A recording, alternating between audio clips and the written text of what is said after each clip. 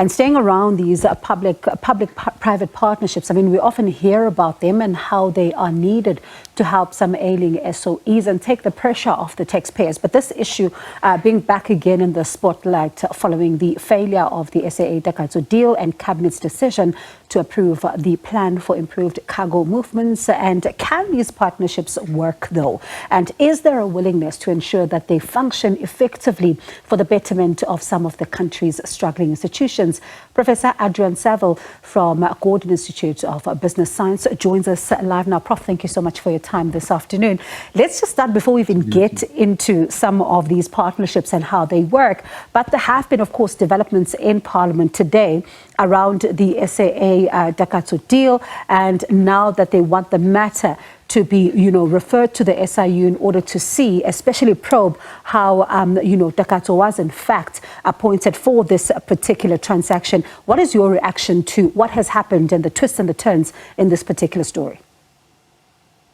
I think it's particularly unfortunate because what you want in order to set the tone and the example for other similar exercises is you'd want clarity, transparency, and a very smooth, easily executed process.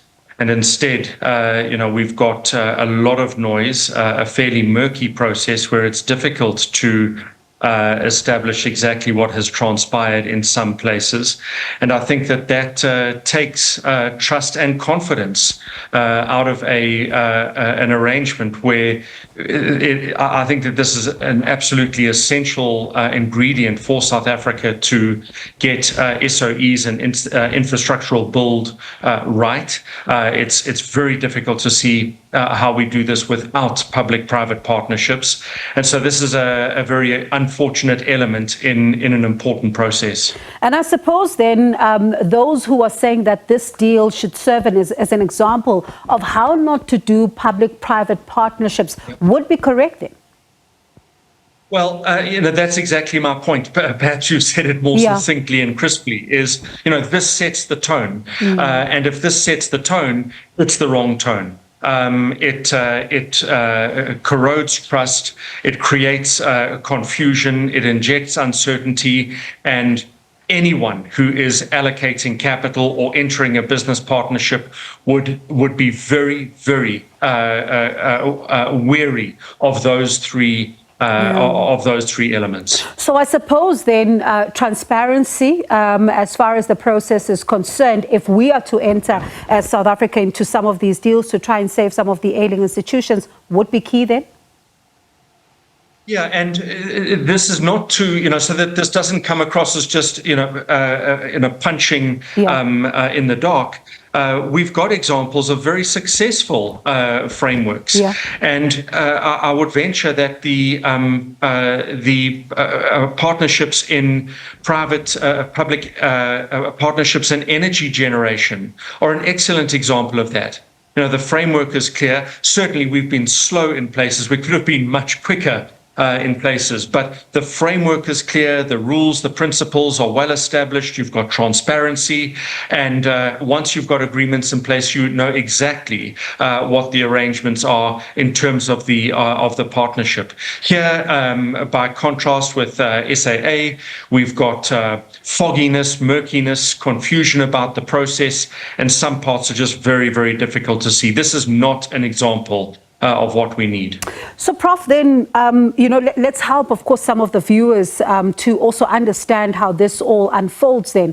When it comes to some of these partnerships and how then they are effectively working, those who then come as, for example, private entities, how should they be chosen?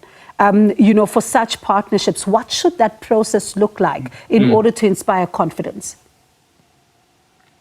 Well, I think that there's a couple of important components. The first, and South Africans are now very well schooled in this, that they must have the capability to partner effectively. And that capability is not about capital. It's not about having the right names around the board table or on the shareholders register. It's about the ability to deliver. as the business operator and owner, where you've got people who do not have the capability or capacity to deliver. You're setting us up for a rinse and repeat of what we've become unfortunately well versed in. So I would put that down as a first absolutely non-negotiable component, that the partner has the capability to deliver. By definition, these investments are large capital exercises. And so you also want to know that there is access to sufficient finance, and that the rules around engagement and implementation, those also are well established, so that we don't get 3 years into the relationship and it's okay, now we're going to renegotiate some of the terms. So we're talking about not multi-year, in fact, multi-decade partnerships. So you want trusted partnerships, access to capital, capabilities, and ideally evidence or demonstrated experience in other markets.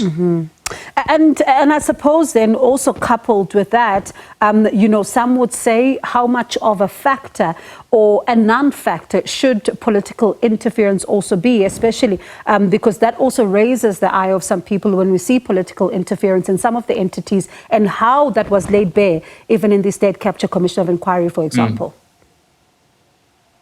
To be philosophical about this, I'd make 2 points. Yeah. The one is just in dealing specifically with the SAA issue. I think the real big picture has been lost in this. There is disagreement, for instance, in your intro, you spoke about disagreement of the valuation of the assets.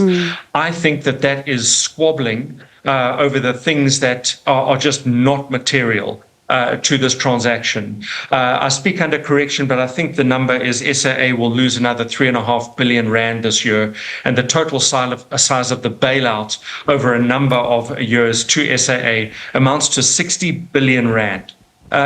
It beggars belief, the amount of money that has been poured into this enterprise, and we still don't have a functioning airline. Sure. And behind that, an even greater question, why on earth do we need a state-owned airline when you've got a world that is awash with capable airlines?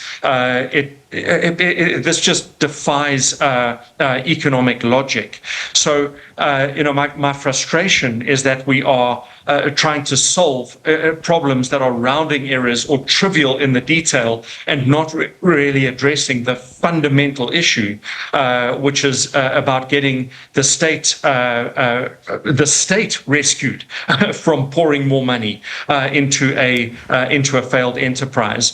The second point, philosophical, is recognizing that the only way in which South Africa is going to get access to sufficient funding and capability is by way of public-private partnerships. And here, to deal squarely with your question, there is confusion, constant confusion in South Africa about the difference between government and the state. The state is non-political, it's apolitical, and it is responsible for delivering services to the citizens of this country. And in light of that then, Prof, the minister, the public enterprises minister, that is, says that SAA can sustain itself for the next 12 to 18 months. It's not going to be dipping into the fiscus to then be able to keep its operations ongoing. They would look at other, means. But looking at and listening to what you've just said right now, that's difficult to imagine.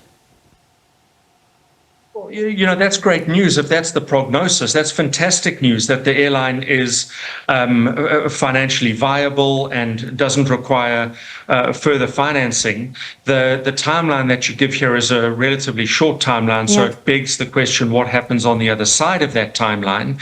And it still leaves me with the fundamental question, why does South Africa need a state-owned airline?